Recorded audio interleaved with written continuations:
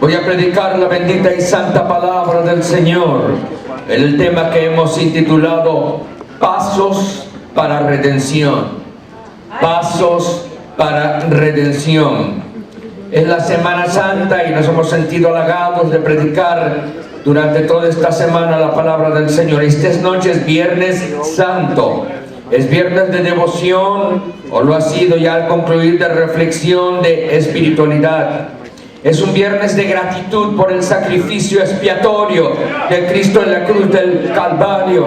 El plan redentivo del Señor se programó, se diseñó en la eternidad pasada.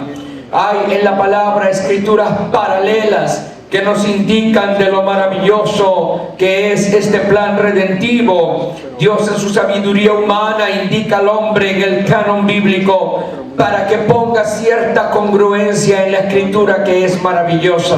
Por ejemplo, de la pluma juanina, el apóstol Juan escribe y dice: porque de tal manera amó Dios al mundo, que ha dado a su Hijo unigénito, para que todo aquel que en él cree no se pierda, mas tenga vida eterna. De la pluma paulina vemos en 1 Timoteo 3:16 algo que es congruente, que parece que se hubieran puesto de acuerdo Juan y Pablo, porque dice Pablo: e indiscutiblemente grande es el misterio de la piedad. Dios fue manifestado en carne, justificado en el Espíritu, visto de los ángeles, predicado a los gentiles, creído en el mundo, recibido arriba en gloria. Pero todavía no se queda contento Pablo y va a Filipenses capítulo 2 y dice: por cuanto fue obediente hasta la muerte y muerte de cruz, Dios lo exaltó hasta lo sumo, aleluya, y le dio un nombre que es sobre todo nombre. Y los versículos que preceden a esta declaración,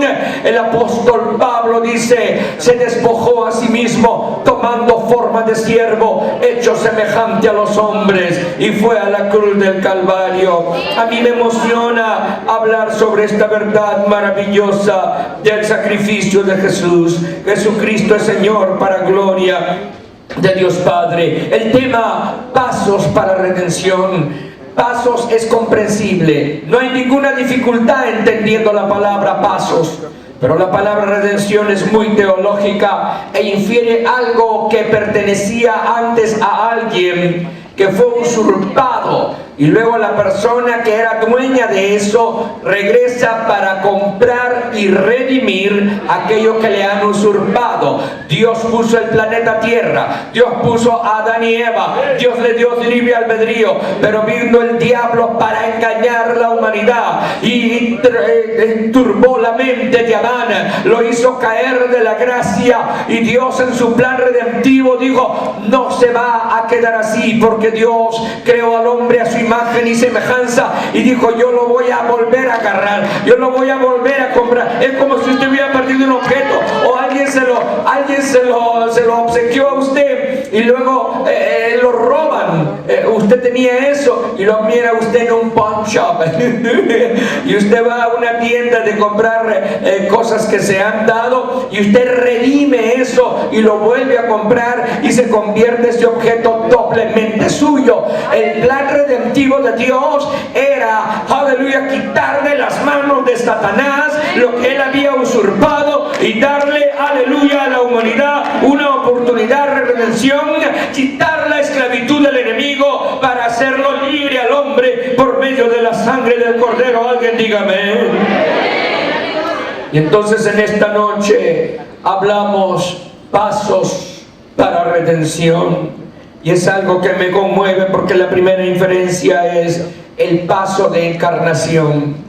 Hay algunas verdades que voy a compartir que fueron compartidas en Monte Alto, pero el hermano Rick Warren de California dijo: hay una redundancia creativa. Algunas veces tenemos que recordarle al pueblo del Señor verdades que se le pasan por un ladito para que se les grabe en su corazón y que el nombre del Señor sea glorificado. A veces comemos frijoles, pero los volvemos a comer el miércoles y luego el viernes. aleluya, y nos alimentamos de una dieta que nos agrada. Y entonces yo, al hablar de la encarnación, porque lo puse también en un mensaje que se llama De la cruz al trono, quiero decirles que esta es una verdad maravillosa, y la inferencia lógica de esta encarnación nos ayuda a recibir en nuestra mente que el plan de redención se asumió. Reconozcamos que Cristo es Dios. Voy a decir esto y díganme si lo creen. Cristo es Dios, Cristo es Dios, Cristo es Dios. Pero cuando Dios observa la humanidad que está perdida, cuando Dios observa la humanidad que está en las manos de Satanás, hay una junta en el cielo, y en el cielo comienzan a platicar cómo le van a hacer, qué es lo que van a hacer, y entonces comienza, aleluya, la conversación entre los ángeles para ver qué es lo que va a pasar. Dice el ángel de la sabiduría: yo desciendo a la tierra y con mi conocimiento y sabiduría voy a impresionar la humanidad, y la humanidad se soltará de la maldad para servir a Dios. Y Dios le dice: no va a trabajar. Y luego otro ángel dice: yo voy a regresar, yo voy a ir a la tierra y con el glamour de mi luz voy a impresionar con las luces mías a la humanidad, y la humanidad se va a quedar tan absorta, tan sorprendida, que van a tener que aceptar que tienen que caminar con Dios, y Dios arguye: no irás tú. Y otro ángel debe haber dicho: yo desciendo a la tierra y voy a descender, y con mi fuerza voy a obligar al hombre a arrepentirse y a venir a Dios y servirle. Y Dios dice: no va a trabajar.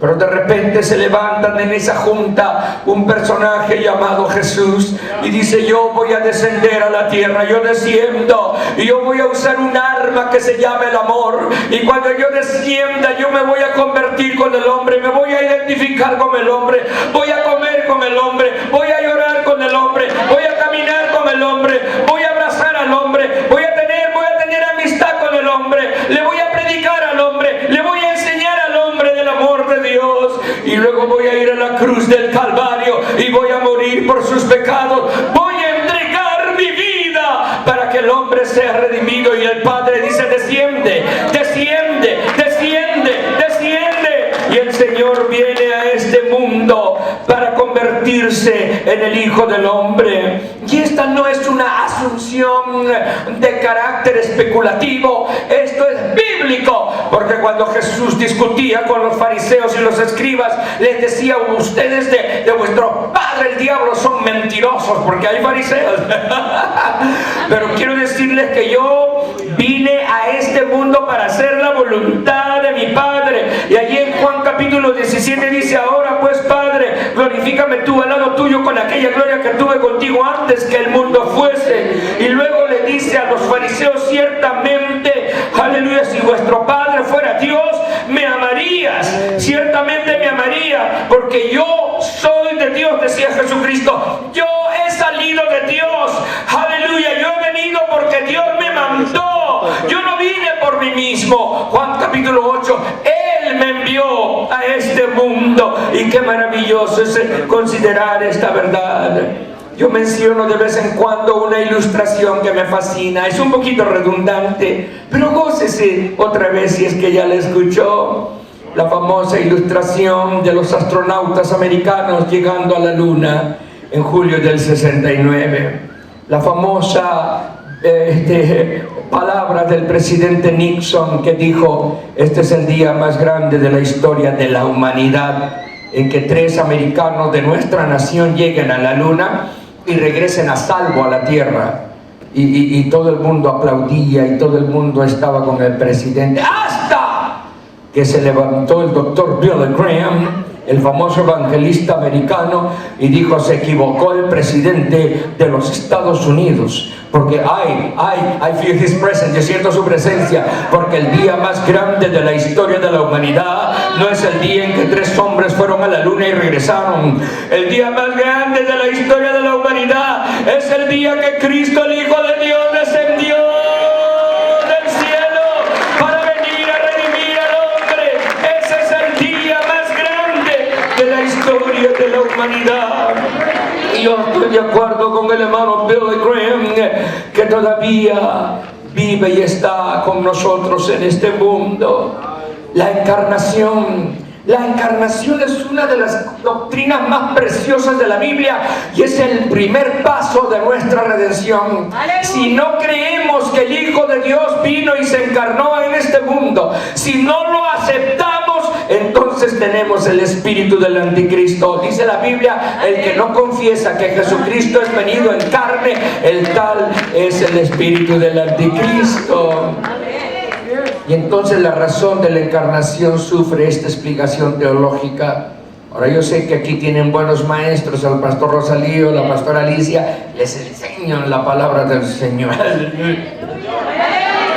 Así que escuchen esta verdad. Ya la dije, la repito. Cuando el diablo usurpa el dominio de la tierra que estaba en manos de Adán, era necesario recuperar la herencia que Dios le había dado al hombre. Dios, this is good, listen to this is theology, esta es teología. Dios no podía intervenir para poder quitarle al diablo lo que el diablo le había quitado a Adán, porque entonces Dios violaría sus principios de justicia. Esos son conceptos de jurisprudencia implícitos. Entonces lo que Dios tenía que hacer es buscar un contendor, porque si Dios hubiera descendido a este mundo y le hubiera dicho, quítate de aquí, Satanás, aquí está otra vez la tierra, Adán, no te vuelvas a equivocar, entonces Dios le hubiera violado sus propios principios inherentes a su justicia y a su moralidad. Dios no podía meterse a violar esos principios que le adornan de justicia. Entonces lo que hace Dios es que busca un contendor. Ahora, escuche esta reflexión teológica. La solución legal al problema de jurisprudencia universal tenía que lograrse y buscar una persona. Por un hombre se pierde la herencia, por otro hombre se tenía que rescatar. Y para poder comprender esta encarnación es necesario considerar la exclusión del Padre en los asuntos de jurisprudencia universal y luego ayudar al hombre a que rescate la herencia de Dios, a que rescate su libertad, a que deje de ser esclavo y se vuelva una persona libre por medio de alguien más. Entonces sucede la inclusión de un ser idóneo que fuera legalmente divino. This is good. I'm going to say this quickly. Voy a decir esto rápidamente. Miren, que unfair. No es válido, no es justo que el diablo, siendo un espíritu con relativo poder, patee y aceche y juegue con la humanidad como si fuera un ratoncito con un animal, un felino enorme. No es justo que el poder espiritual que el diablo tenía en su vida o en su ser abusara de la humanidad por 4000 años. Entonces Dios dice, necesitamos redimir al hombre. Y entonces para hacerlo, para hacerlo Él tenía que buscar un ser idóneo que fuera legalmente divino, pero al mismo tiempo que sea un ser humano que fuera moralmente correcto. Y entonces ahí lo que viene a acontecer, que desciende Jesucristo para nacer de la Virgen María. Aleluya. El diablo tenía poder espiritual increíble, pero viene a esta tierra alguien que tiene el poder espiritual superior. Alguien diga amén. Pero moralmente humano, con fisonomía humana, con mortalidad, con cansancio, con lágrimas. Y en teología se llama esto la unión hipostática, porque viene a haber una unión que se establece entre Dios, hombre, o sea, la deidad y la humanidad caminando juntas en esta tierra. Y Jesús era Dios hombre, pero Él nunca usó sus poderes de deidad para propio beneficio. Los usó para perdonar pecados, para resucitar a los muertos, para arguir con los fariseos, para declarar que era el Hijo de Dios, pero nunca los usó en beneficio personal, sino para la humanidad. Pero no negó su deidad, nunca negó su deidad. Y ahí está la unión hipostática, quiere decir la presencia de Cristo como Dios y la presencia de Cristo como hombre caminando en esta tierra para pelearle al diablo, porque el diablo ya había abusado por 4000 años de la gente, ya había llevado muchos al infierno, y Cristo soluciona el dilema a través de la encarnación. Ahora permítame decir algo que es muy interesante. Necesitamos alabar al Señor por la encarnación. Ahora, I'm gonna say something that is amazing. Esto es sorprendente, es muy bonito, me encanta repetirlo. La gente dice, no creemos que Cristo vino. Cristo es igual que Mahoma. Jesús es igual que Confucio. Y eso es mentira. La presencia de Cristo, Jesús, Dios hombre en este mundo, se debe a la concepción del Espíritu Santo en la vida de la Virgen María para que Cristo naciera en un vaso terreno llamado María. Pero escuche esto prontamente, con mucho respeto lo voy a arguir. Se dice científicamente que la sangre que aparece en un ser humano cuando es feto en el vientre de una mujer fecunda no es de la mujer. Y aunque en Génesis 3:15 tenemos el protoevangelion o el evangelio presentado previamente a la humanidad, la solución la dio Dios en Génesis 3:15, dijo, porque será la simiente de la mujer. La mujer no tiene semilla, pero la palabra simiente infiere la cobertura de la mujer en la concepción del Espíritu Santo. Ahora déjenme regresar a lo fisiológico. Un hombre se une con una mujer en una relación conyugal, casaditos, bendecidos, gloria a Dios, no se vayan a equivocar. Aleluya. Y luego cuando tienen una relación conyugal, si la mujer es fértil, fecunda, el espermatozoide del hombre, de male sperm, viene y se junta con el óvulo de la mujer. La mujer participa en la concepción de la vida, pero la sangre, la sangre de esa vida no la trae la mujer. La mujer no tiene científicamente inherente en su DNA, en su ADN, en la esencia de la célula de ella, no tiene sangre. La sangre la trae el Padre. Que cuando naciste tú tienes la sangre de tu padre, tú tienes la sangre de tu padre, tú tienes la sangre de tu padre, yo tengo la sangre de mi padre. Ahora cuando Cristo es concebido en el vientre de la Virgen María, la sangre no es de José, la sangre no es de María, la sangre no es de un ser humano, la sangre de Jesús es del Padre que está en el cielo. El Padre viene, aleluya, a presentar la vida de Jesús en ese recinto humano llamado la Virgen María. Y eso lo declaro, lo afirmo radicalmente, lo predico, porque no debemos confundirnos ni hacer a un lado el milagro de la concepción del Espíritu Santo en la vida de la Virgen María. La sangre de Cristo tiene poder. La sangre de Cristo tiene poder. La sangre de Cristo tiene poder. La sangre de Cristo tiene poder. Porque la sangre de Cristo es el único medio en esta tierra. Aleluya, es la panacea divina. Es el remedio idóneo. No hay otro remedio. Michel lo decía. No hay otro remedio para el pecado, para la pornografía, para los ataques de Satanás. No es la asociación de alcohólicos anónimos. No es la asociación de los que quieren dejar de fumar cigarro. No hay intentos de terapia social que erradiquen el pecado. La sangre de Cristo tiene poder. Alguien diga amén.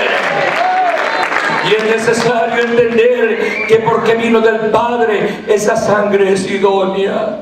Ahora dije yo en esta semana que mis neuronas no me alcanzan para entender el misterio de la sangre, porque permítame decirles, Cristo derramó su sangre preciosa, lo voy a decir en el punto de la pasión, pero quiero decirles que esto de la encarnación es maravilloso. Tenemos que comprender que Él descendió, tenemos que comprender que el Creador vino para convertirse en criatura, tenemos que aprender que hay que entender que cuando Cristo vino, el hombre se rozó, caminó al lado del que creó el universo.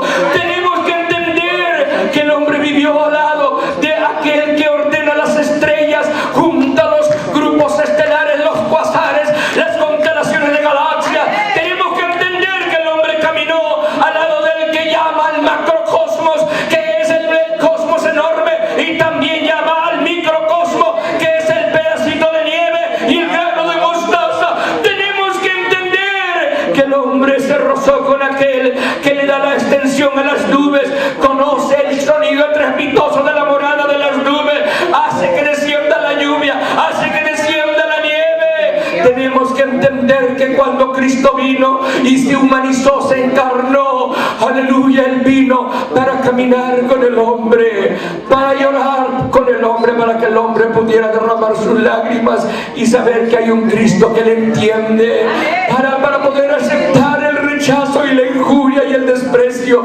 para que cuando te rechacen, te injurien y te desprecien, tú también puedas ir a alguien que te entiende. Cuando Cristo descendió, aleluya, estamos viendo al Creador poderoso que le da color a los pétalos de la flor, que le da color a las alas del pavo real, que hace que crean crines ondulantes en el cuello del caballo, que tiene poder para que los huesos de la mujer, de un feto, crezcan en el vientre de la mujer, que tiene poder para ordenar a la tormenta que cese. El Creador, Yeshua HaMashiach, el que tiene poder, descendió a esta tierra, vino a este mundo, vino a este mundo. Mi madrecita, que ya está en el cielo, cantaba un canto que dice: qué bella historia de su excelsa gloria, bajó el Salvador Jesús mi Redentor.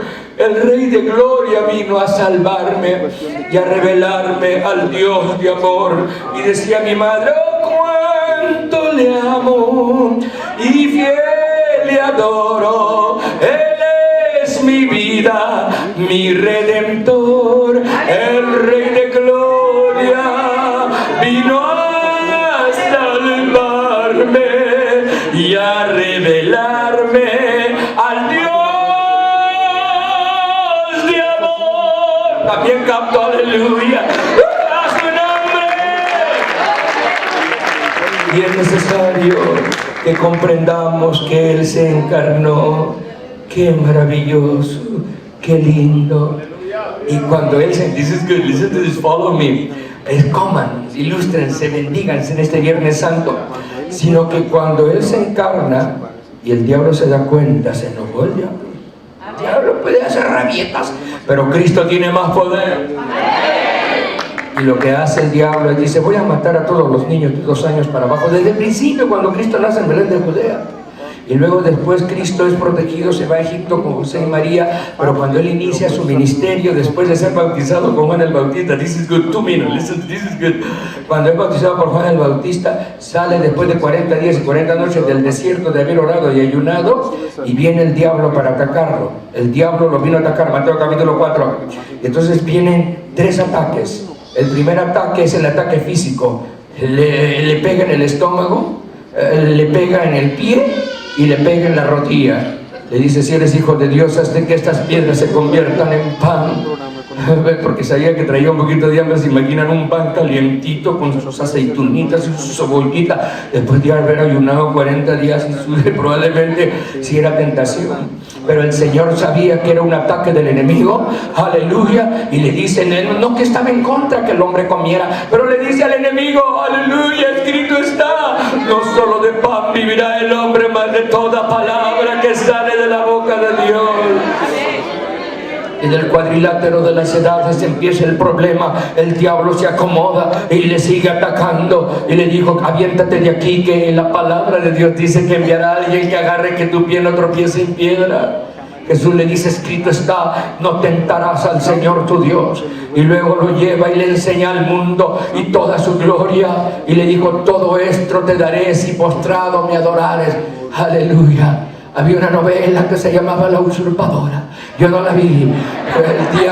El diablo ya empezó a usurpar. Claro que le había quitado el dominio del planeta Tierra, pero en realidad no era de él, era un usurpador. Y andaba vendiendo lo que había usurpado. Andaba ofreciendo lo que no era de él. ¡Hello! Y Jesús le dijo: apártate de mí, Satanás, al Señor tu Dios adorarás y a Él solo servirás. Pero luego lo sigue, hermano. Estoy en mi primer pensamiento, el pensamiento de la encarnación. Luego lo sigue, hermano, lo fastidia. Le pone así gente mala que le discute. Porque hay gente mala hay gente muy buena aquí en Ebenezer, pero de vez en cuando se filtran algo que tienen. Aleluya. Y entonces, aleluya, gloria a Dios. Y entonces comienzan a meterse en contra de Jesús y a desafiarlo con preguntas teológicas y cosas, y a avergonzar a Jesucristo. Aleluya. ¿Y saben quién incitaba eso? Toda rebelión y toda pregunta capciosa y toda contradicción entre la voluntad de Dios es del diablo. Y entonces viene el momento en que lo lleva a Getsemaní, y en Getsemaní Él se arrodilla para tener el otro ataque, que el diablo viene y le dice no vayas a la cruz del Calvario, los clavos te van a doler, y lo trata de desanimar, y Jesús sufre una angustia tremenda de tener que ir al Calvario, porque en su humanidad Él ya sentía los estertores de la muerte. Pasos para redención, encarnación es el primero. Vamos con el segundo. Vamos a hacer una breve pausa para orar dentro de unos 10 minutos y luego seguimos hasta las 12 de la noche.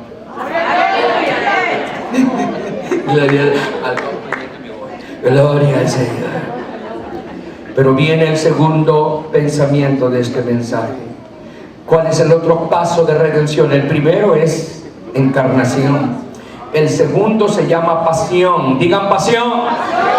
Pasión, del griego pathos, que significa intensidad, del griego pathos, que significa dolor, fuerza, patología, dolor, proceso de intensidad y de fuerza. Pathos, pasión.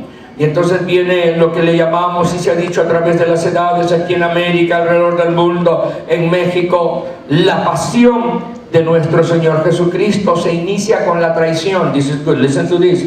Se inicia con el dolor de la traición, porque Jesús estaba en la última cena, ahí en el aposento alto, tomando la cena con sus discípulos, y Jesús dice: he aquí que el que me va a traicionar está conmigo aquí, el que ponga y mete su pan en mi plato, Él es.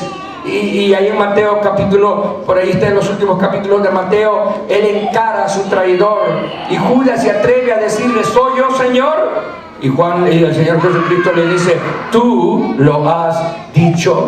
Y sale Judas de en medio de la cena con Jesús con sus discípulos. Y les voy a explicar esto que la Biblia no dice, pero cuando vas al lenguaje bíblico y entiendes las expresiones, te das cuenta que el Señor sufrió un dolor profundo en su corazón por la traición de uno de los miembros de su grupo. Él sufrió ese dolor y ya comienza el sufrimiento allí en el aposento alto. Luego, aleluya, viene el sufrimiento en el huerto de Getsemaní cuando estaban cantando. De repente viene Judas con los fariseos y los escribas y lo besa al Señor, un beso de traición. Cuidado con los besos de traición, cuidado con los hermanitos que te dicen que te quieren mucho, cuidado con la lisonjería, ten cuidado, aleluya. No todo lo que brille es oro, aleluya. Obras son hechos de buenas razones. Si alguien te ama, te lo prueba. Si tú amas a Cristo, tienes que ser fiel. Hay gente que dice: yo amo la iglesia, yo amo al Señor Jesucristo, yo lo amo, pero desprecia a su novia. Si alguien me ama a mí, tiene que amar a mi linda esposa. Si alguien nos ama, Elizabeth y a mí, tienen que amar a nuestros hijos. No hace sentido de que nos quieran a nosotros y desprecien lo que amamos. El Señor dio su vida por la iglesia, y hay gente que dice: yo amo al Señor, y desprecia a la novia. ¡Hello! Necesitamos entender esta verdad, y el Señor Jesucristo está en contra de la injuria, de la traición. Pero viene el momento de la traición de parte de aquel Judas.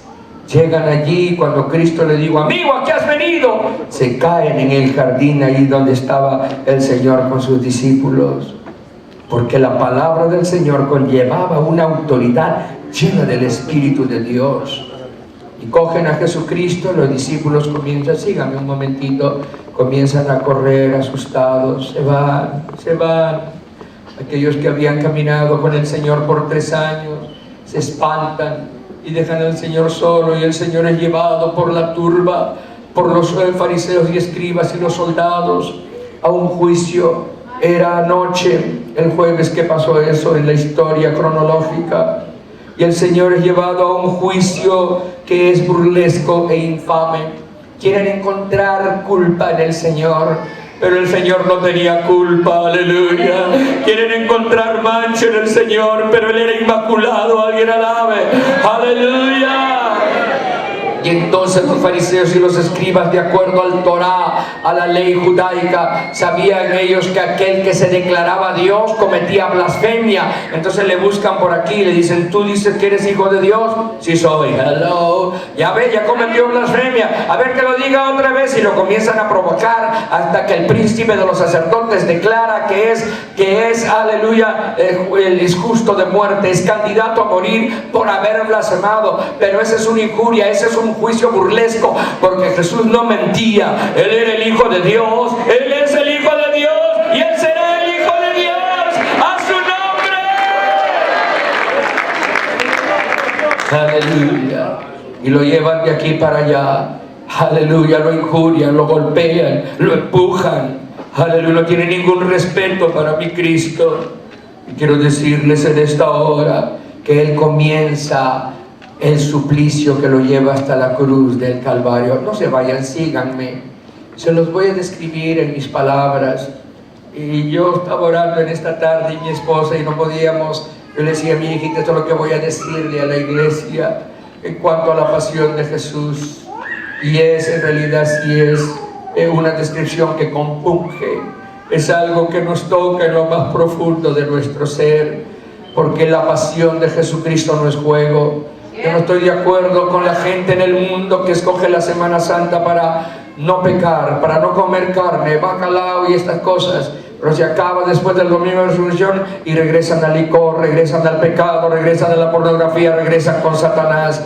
No estoy de acuerdo con cristianos que vienen a la iglesia durante la Semana Santa, Easter Sunday, y ya no los miras hasta Navidad. Quiero decirle en esta hora que el Señor quiere que tú lo ames con el amor con que Él te amó. Tienes que amarlo con el amor con que Él te amó. Aleluya. Glory to God. Tienes que amarlo. Aleluya.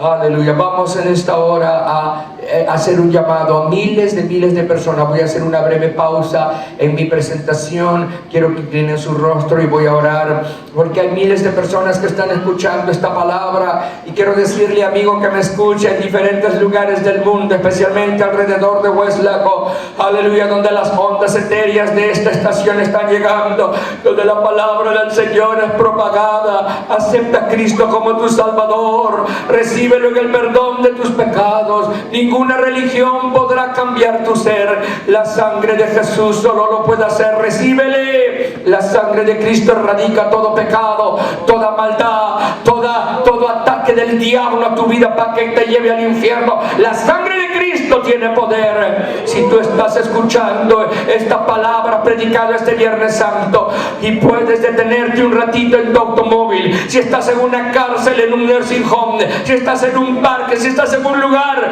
donde puedes pedirle a Dios misericordia, hazlo y dile: Señor Jesús, perdóname mis pecados, lávame con tu sangre preciosa que derramaste en la cruz del Calvario. Dile: Señor, me arrepiento de mis pecados, me arrepiento de mi maldad, me arrepiento de vivir alejado de Dios. Y en esta noche de Viernes Santo, dile así: en esta noche de Viernes Santo, yo recibo a Cristo como mi Salvador personal. Declaro que Cristo es Dios, que Cristo es Dios, que Él murió, pero se levantó de entre los muertos y vive. Declaro con mi corazón, aleluya, creo en mi corazón y declaro con mi boca que Cristo es Dios, aleluya, que Cristo es Dios, y recibo a Jesús en mi corazón como mi Salvador. Señor, dile: escribe mi nombre en el libro de la vida en el cielo. Y dile ahora: con tu ayuda, porque no podemos solo, amigo, amiga que me escucha, con tu ayuda yo te voy a servir y te voy a seguir el resto de mi vida. Si ya lo hiciste, permíteme hacer una oración por tu vida, Señor. De los miles que han escuchado tu palabra, de los que se decidieron a recibirte como su Salvador personal, aleluya, rodéalos de tu misericordia. Produce en sus vidas la paz que sobrepasa todo entendimiento. Ahora me felicidad. Diga la iglesia: gloria a Dios. Ahora ya regresamos otra vez. Nos fuimos a Argentina, nos fuimos a diferentes lugares, pero aquí estamos otra vez. La pasión. Estoy en el segundo pensamiento. Vamos a ir hasta las 12 de la noche. Nadie se mueva. Aleluya. El Señor Jesucristo ha experimentado, síganme por favor un ratito, ha experimentado el proceso de un juicio burlesco, infame, una acusación que no era válida desde el punto de vista jurisprudencia y legal. Fue la peor burla hecha a una persona y declararla culpable de muerte. Temprano en la mañana, Jesús magullado, golpeado, deshidratado, cansado y exhausto por haber pasado todo el jueves en la noche en esos juicios de aquí para allá, es conducido por los fariseos y los escribas y los soldados romanos a la fortaleza Antonia. A través de las calles de Jerusalén lo lleva prontamente en medio del alba que está rayando entre la noche y el día. El lugar donde Pilato ya había declarado por el grito de la gente que soltaría a Barrabás, porque la gente fue interrogada: ¿a quién soltamos? ¿A Cristo o a Barrabás? Y es la fortaleza Antonia en la ciudad de Jerusalén donde Pilato ejerce el dictamen que va a condenar a Jesús a dos cosas. Lo condena a ser azotado y luego lo condena a ser crucificado. Primero azotarlo. Ya ha pasado una mala noche, ya lo han injuriado, lo han hecho culpable de algo que no es justo, que es una verdad irrefutable. Pero ahora lo van a azotar, amarran su cuerpo, le quitan su ropa, amarran sus manos a un poste por encima de su cabeza. Un verdugo, un romano fuerte, alto, musculiento, fuerte, musculoso, agarra un látigo. El látigo que consigue es un látigo con un handle corto y tiene tiras de cuero, varias tiras de cuero cortas. Pero al fin de cada tira había un pedacito de acero que estaba pegado, estaba colocado al lado del látigo, bolitas de acero atadas al final de cada tira. Luego el soldado romano, el verdugo, coge el látigo. Jesús está amarrado al lado de un poste, no se puede mover, le han quitado su ropa. Y comienzan a pegarle en su espalda y comienzan a caer esos latigazos sobre sus hombros, sobre su espalda, sobre sus piernas.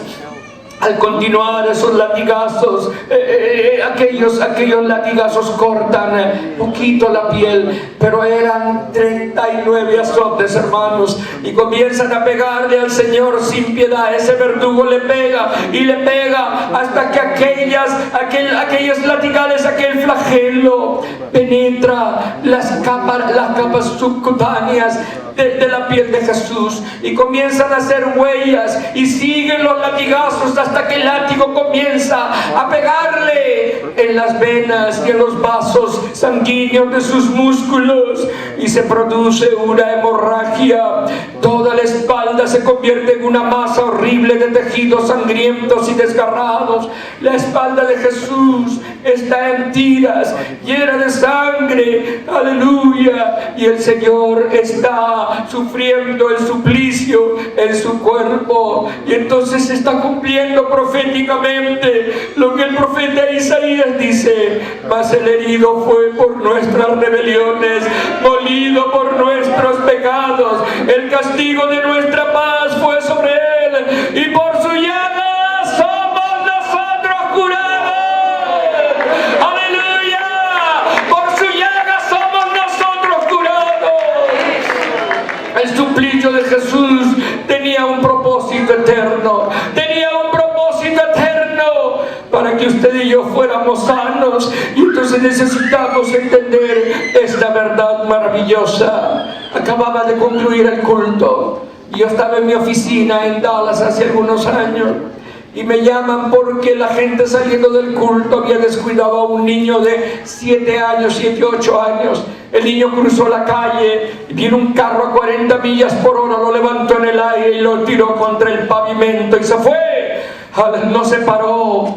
La gente trajo la criatura al foyer de la iglesia y tenía como 1,5 pulgadas de la cabeza abierta. Se podían ver los sesos y el niño estaba en convulsión.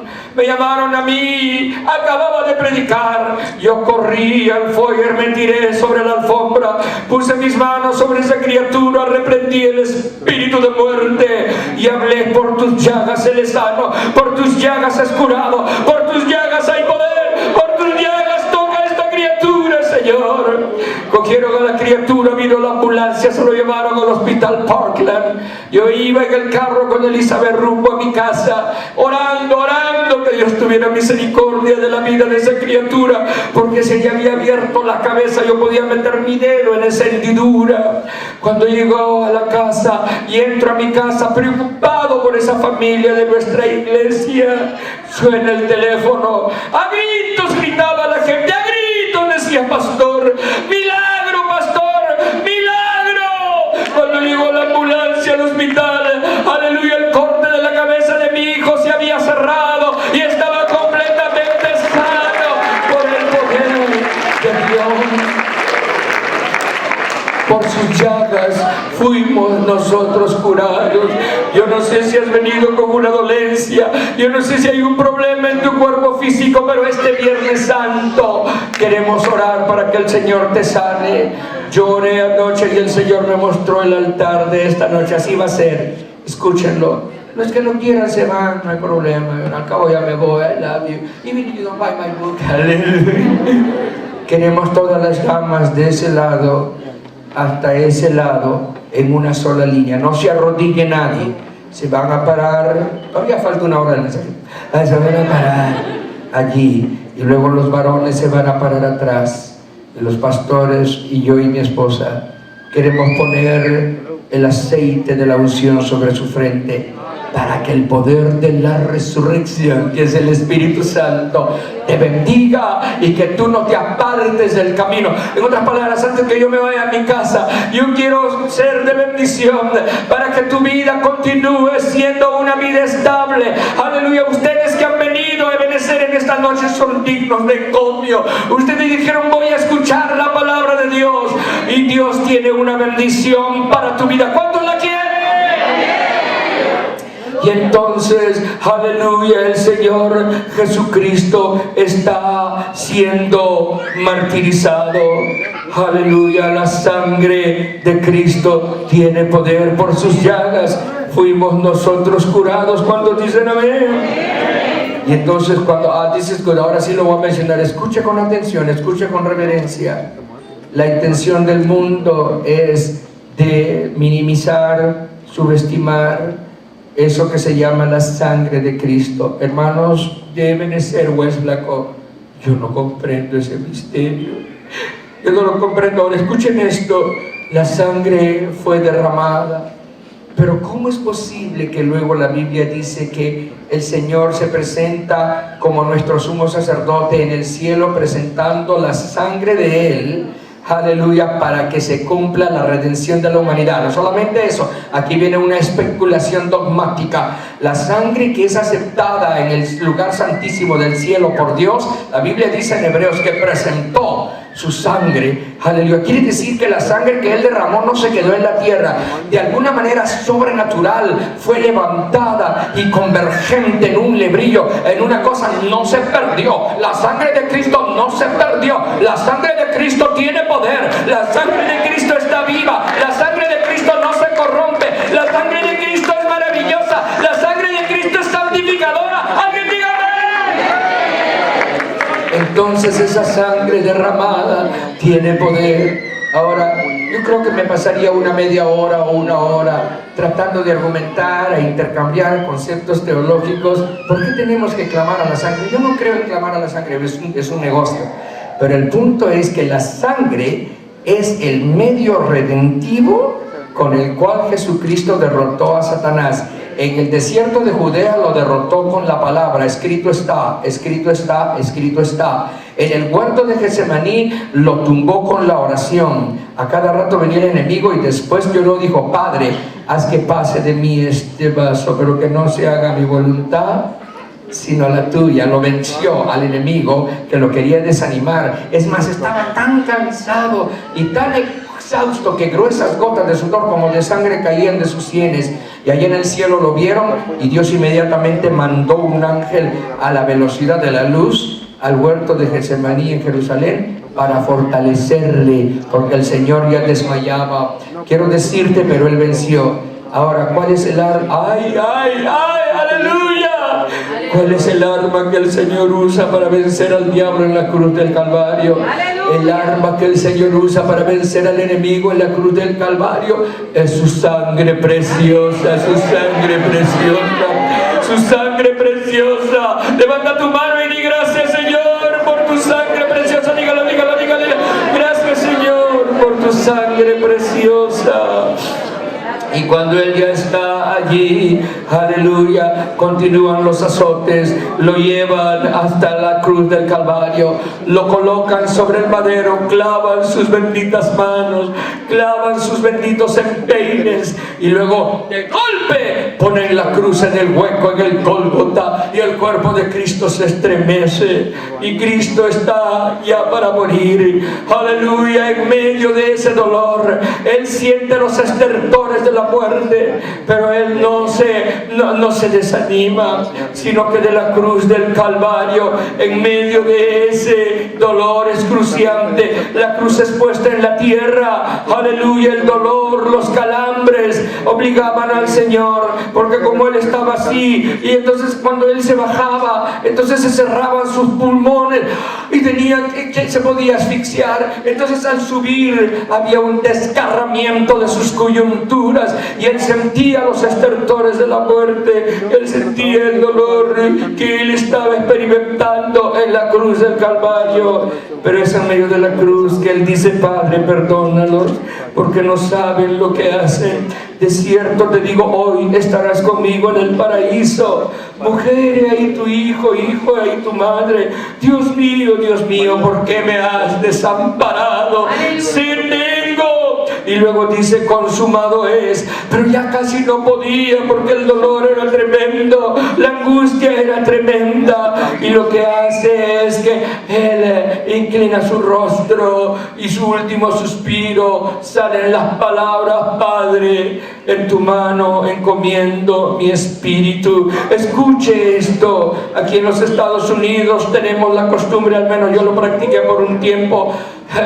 God, now I lay me down to sleep. I pray the Lord my soul to keep. If I should die before I wake, I pray the Lord my soul to take.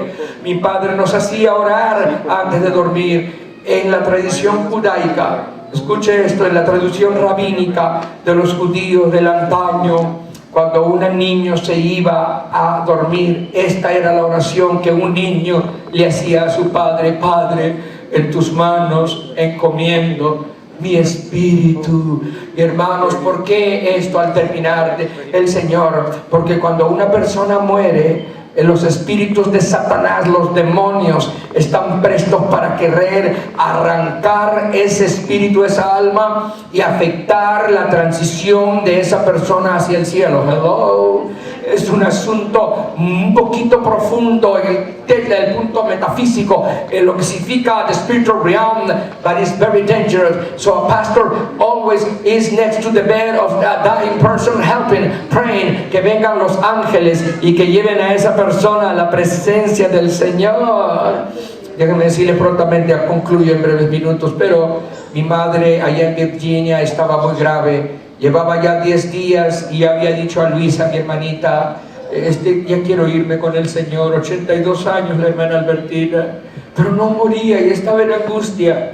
Mi tío Francisco Meléndez vivía en la misma ciudad. De repente le da un dolor fuerte a mi tío Francisco y lo llevan al mismo hospital donde mi madre estaba. Y lo que es raro, quizás no le parezca, lo ponen a mi tío Francisco en el mismo cuarto de donde estaba el número de cuarto. Mi mamá era 302 y a mi tío Francisco lo ponen en el 402, right above my mother's bedroom. My mother was dying and my tío was sick. Cuando estaba en el hospital, mi tío le pregunta al Señor: ¿por qué me traes aquí? Ya no me siento mal. ¿Por qué me traes aquí, Señor? Se me pasó el dolor. Y el Señor le dijo: ora ora y protege a tu hermanita Albertina, porque viene a mi presencia, rodéala con mi gloria. Y entonces mi tío Francisco comienza a orar y a orar varias horas, 4 o 6 horas, y luego he is released from the hospital en Virginia, sale del hospital y mi madre muere y se va a la presencia del Señor. Padre, en tus manos encomiendo mi espíritu, porque el espíritu del Señor tenía que ser protegido por la presencia de Dios. Ese espíritu precioso del Señor desciende a los infiernos para dar testimonio a los espíritus encarcelados y a los profetas y patriarcas del Antiguo Testamento que Él había concluido con la obra de redención a su nombre. Y luego se espera 3 días y 3 noches mientras se justifica su situación delante de la corte universal del cielo. Y cuando se declara absuelto, inocente, redentor de la humanidad, justificado en el Espíritu, de repente se escucha ese dictamen en lo profundo del infierno. Jesús lo recibe y comienza a caminar, a salir del infierno. Aleluya. Y los demonios de adulterio, de fornicación, de pecado, de perversión, de pedofilia, de maldad, de lo más horrible del mundo, no lo quieren dejar. No. Aquí se queda Cristo del infierno. Y Jesús dice: toda potestad me es dada en el cielo y en la tierra. Aleluya, aleluya. Y el Señor asciende domingo en la mañana, y el Espíritu de Cristo ingresa al cuerpo que estaba sobre ese pedazo de piedra en la tumba de José de Arimatea. Y se cumple la palabra que dijo: mi siervo no verá corrupción. Nunca el cuerpo de Jesús se deteriora, y entra el Espíritu de Cristo dentro del cuerpo. This is good, listen to this. De repente se siente un tintilear de las manos de Jesús. De repente los párpados de sus ojos se mueven. De repente hay vida. Ahora, listen to this. He said, you may criticize me for this. Pero en el cuerpo de Jesús ya no había sangre. What? No, yo soy un teólogo que creo que en el momento que Jesús resucita, lo que influye, lo que se mete dentro de su cuerpo y de sus venas, de su cabeza, de su cara, es la gloria de Dios, es el Espíritu de Dios, es la luz de Dios, porque Él dijo: yo soy la luz del mundo, y el que me sigue no andará en tinieblas. Y se sienta Jesús, se sienta el Señor Jesucristo, y cuando Él se sienta, luego se para, gloria a Dios. Dices tú: ahorita concluye, dame unos 7 minutos más. ¿Cuántos están gozando? El Señor Jesucristo, esto es algo maravilloso de concebir. Si usted lee su Biblia en los próximos días, se va a quedar absorto, porque el cuerpo de Cristo sale de la túnica y de la mortaja donde le habían puesto, y la túnica y la mortaja se queda en el mismo nivel aéreo, se queda en la misma forma, como si el cuerpo estuviera todavía ahí adentro. This is amazing. Pero la otra cosa que pasa, que cuando Cristo ya sale con un cuerpo glorificado, no me pregunte de dónde vino la ropa, es un lino blanco resplandeciente que debe venir del cielo. En un ladito de la tumba, el Señor Jesucristo dobla el sudario lo dobla y lo pone en una esquina, así en un ladito, bien ordenadito, porque la costumbre, this is good, en la costumbre oriental, cuando tú ibas a una casa, como yo he ido con los hermanos Martínez, y te gusta el caldo de pollo, o te gusta alguna cosa que te sirven, tú agradeces, y ahí en el oriente no solamente es gracias, pero el invitado agarra la servilleta, la dobla bonito y la deja en una esquina. Al decir eso, el anfitrión mira la servilleta y dice, en otras palabras, lo que el invitado le manda de mensaje, y lo que le dice es: me gustó el hospedaje, me gustó tu compañía, me gustó tu comida, y regreso otra vez a visitarte. Y entonces, cuando los discípulos entran en la tumba, lo primero que miran es que el cuello de la ropa estaba ahí, y luego se asustan porque miran que al ladito de la tumba hay un sudario bien dobladito, y ellos dicen: oh my God. No sé si dijeron en inglés o lo dijeron en hebreo, pero dijeron: el Señor ha resucitado. Y no solamente eso, pero le gustó nuestra compañía y vuelve otra vez. Tercer punto, exaltación. 40 días con sus discípulos, va al monte de los olivos, asciende al Padre en una nube que le llevó delante de los ojos. El paso de nuestra redención es encarnación. El pase de nuestra redención es, aleluya, pasión. La pasión de Jesucristo, superior a la de Mel Gibson en Hollywood, en Churubusco, México. Ellos no pueden describir exactamente cómo Cristo se sintió. Es más, al que ponen es un pecador que toma cerveza. Aleluya. Pero quiero decir que mi Cristo sí experimentó el dolor, que tú cuando lo experimentas puedes ir a Él. Y el tercer pensamiento es otro paso de nuestra redención, es exaltación, porque Jesús es exaltado, asciende, llega hasta el cielo, aleluya, se abren las puertas de perla, Cristo ingresa triunfador. Cristo ha triunfado, Cristo ha triunfado, Cristo ha triunfado. Denle un aplauso si desea. Cristo ha triunfado. ¿Qué hizo? Venció al diablo. ¿Qué hizo? Venció al pecado. ¿Qué hizo? Venció a la muerte. Y por eso Pablo escribe en 1 Corintios: ¿dónde está, oh muerte, tu aguijón? ¿Dónde, oh sepulcro, tu victoria? Porque el aguijón de la muerte es el pecado, y Cristo venció al pecado. Así que si usted vence al pecado por la sangre del Cordero, te vas a morir. Pero luego te despiertas con un cuerpo glorificado para estar en la presencia del Señor para siempre. El paso de su exaltación. A su nombre. Y esto infiere que nosotros no solamente debemos recibir la sangre del Cordero, aunque no la entienda, recíbala. Aunque no la entienda, recíbala. Y cuando usted entiende la pasión de Jesucristo, reciba que el Señor tiene poder por su sufrimiento, de calmar tu sufrimiento, por su soledad, de cambiar tu soledad y todos los vaivenes y vicisitudes que acontezcan en tu vida. Que Él tiene la capacidad, porque ha probado tu agua, ha probado tu almohada, ha probado tu barco, ha probado tu casa. Él sabe, Él entiende nuestras debilidades. Puedes venir a Jesús con libertad. Y el tercer pensamiento de la exaltación infiere, ¿qué infiere? Que así como Dios lo exaltó, yo también lo voy a exaltar. Me gusta que usted aprenda este punto. No se quede callado. Bueno, si el pastor Martínez no me invita, ya no canto hasta el año 2015. No, alaba y glorifica y exalta el nombre del Señor, porque Él es digno que le alabemos y le glorifiquemos. A su nombre. Pónganse